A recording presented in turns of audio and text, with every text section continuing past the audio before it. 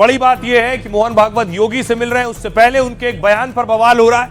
मोहन भागवत ने एक बयान दिया जिस पर अरशद मदनी ने एक जवाब दिया है। वो जवाब उनका पुराना है, लेकिन भागवत के बयान के बाद उनके आधिकारिक सोशल मीडिया हैंडल से साझा किया गया। देखिए जरा क्या दोनों के बीच वार पलटवार हुआ है।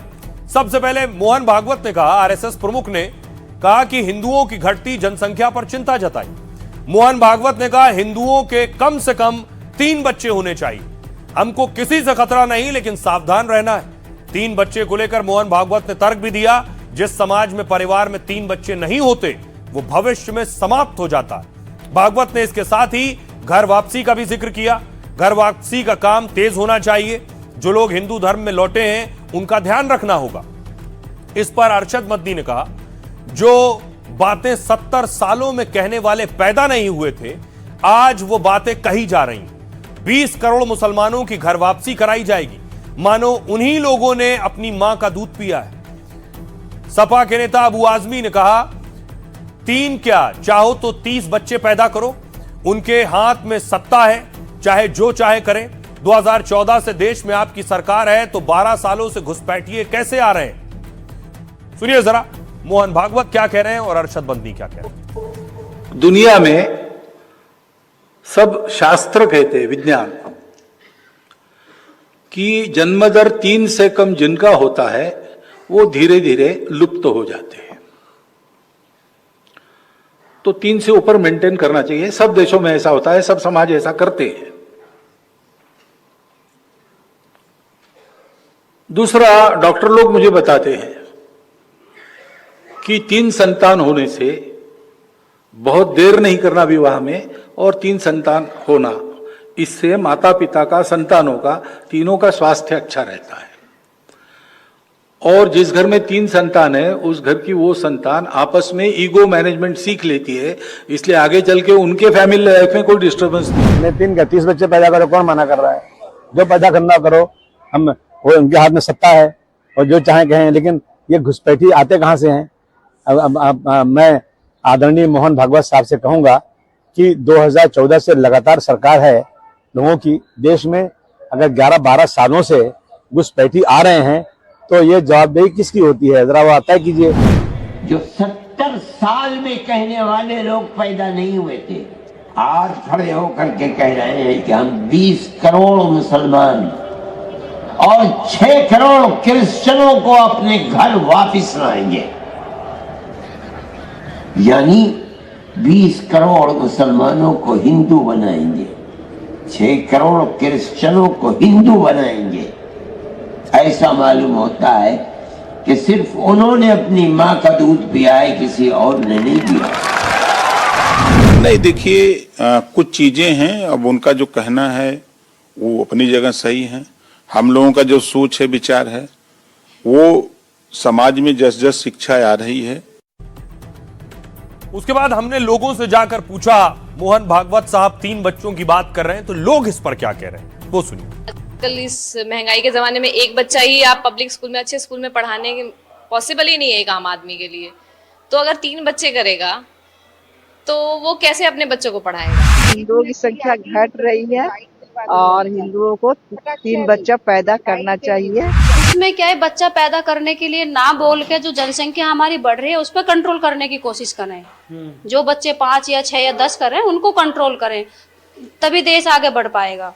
उनका चिंता एकदम बिल्कुल जायज है, क्योंकि आज के ये नव युवक जो है, जितने भी हमारे देश के, वो पढ़े लिखे, वो सोचते हैं हम जो हमारे एक, ऐसा बिल्कुल उनका सोच गलत है।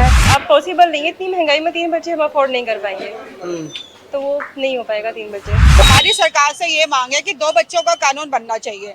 अब मोहन भागवत जी का ये बयान आया है कि वो 3 बच्चों की बात कर रहे हैं, तो हम जो है हम किसी को लेकर नहीं चल रहे हैं। हमारी ये मांग है कि 2 बच्चों का कानून इसलिए बनना चाहिए कि वो सब पे लागू हो। 3 बच्चों के कानून, 3 बच्चों से हमें भी कोई वो दिक्कत नहीं है, बट ये जो हम किसी भी धर्म, जाति, किसी विशेष को लेकर हम अपनी बात नहीं करते हैं। हम ये चाहते हैं कि वो राष्ट्र के लिए हो, उसके फायदे के लिए। और इस बीच एक और बवाल, बवाल है कि मायावती ने कह दिया है कि वो 27 में समाजवादी पार्टी के साथ या किसी पार्टी के साथ गठबंधन नहीं करेंगे।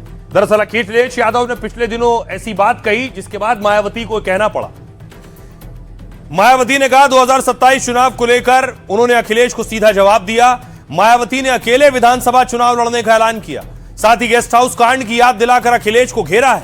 मायावती ने कहा यूपी में जैसे जैसे चुनाव करीब आएंगे, जो लोग हमारे खिलाफ हैं वो सत्ता से दूर रखने की कोशिश करेंगे, हमारे खिलाफ साजिश करेंगे, देश भर में ऐसी साजिश होगी। गेस्ट हाउस कांड को लेकर मायावती ने समाजवादी पार्टी को घेरा। सपा सरकार और उनके मुखिया के इशारे पर जानलेवा हमला हुआ। 2 जून 1995 को लखनऊ गेस्ट हाउस कांड का जिक्र किया उन्होंने। दरअसल अखिलेश ने कुछ दिन पहले गठबंधन का इशारा किया था। नसीमुद्दीन सिद्दीकी की अपनी पार्टी में शामिल होने के मौके पर कहा, समाजवादी पार्टी बहुजन समाज के संबंध मजबूत हो रहे हैं और आने वाले समय में ये और भी गहरे हो जाएंगे। अखिलेश ने कहा गठबंधन बने और बाद में टूट भी गए हैं, हम अपने पुराने गठबंधन को वापस मजबूत करने की कोशिश कर रहे हैं। अखिलेश के इस बयान को माया से गठबंधन का संकेत माना गया था। दरअसल समाजवादी पार्टी 10 साल से सत्ता से दूर है, मायावती 15 साल से सत्ता से बाहर हैं। 2027 में हार का मतलब अस्तित्व का संकट हो जाएगा। सुनिए जरा मायावती क्या कह रही है इस पर। के बारे में ये चर्चा है कि उत्तर प्रदेश में पार्टी विधानसभा का होने वाला अगला चुनाव गठबंधन में लड़ेगी, इसकी ये आम चर्चा है, जो विशुद्ध रूप से लोगों को गुमराह करने की नीयत वाला ये फेक न्यूज है। अर्थात ये बिल्कुल गलत, झूठ, हवाई में मनगढ़ंत खबर है। बीएसपी के लोग अपने 2027 के मिशन में अकेले ही पूरे जी जान से लगे हुए हैं, जिस पर से उन लोगों का ध्यान भटकाने के लिए ही इस प्रकार की घिनौनी साजिशें ये लोग करते रहते। तो आइए खबरों में आगे बढ़ते हैं। उत्तर प्रदेश से बड़ी खबर आ रही है, 27 की बड़ी तैयारी हो रही है। योगी भागवत का 2027 प्लान। आज संघ प्रमुख मोहन भागवत और उत्तर प्रदेश के मुख्यमंत्री योगी आदित्यनाथ के बीच मुलाकात हुई। ये उस वक्त की तस्वीर है जब संघ प्रमुख मोहन भागवत पहुंचे।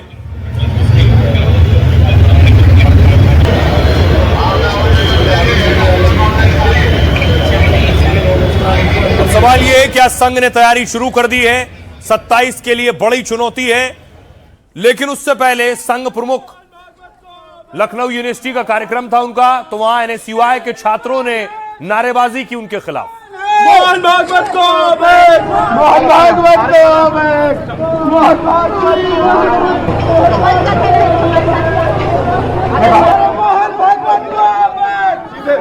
मोहन भागवत को जो कार्यक्रम के लिए हॉल दिया जाता है, लेकिन और कोई कार्यक्रम करता है तो उसको हॉल नहीं दिया जाता।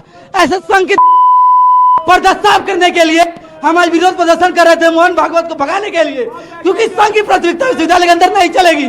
और जिस तरीके से यूजीसी का स्टे लगा है और उसमें अभी मोहन भागवत को कोई बयान नहीं आया है, तो हम पूछना चाह रहे हैं कि लोगों को विश्वविद्यालय में घुसने कैसे दिया जा रहा है।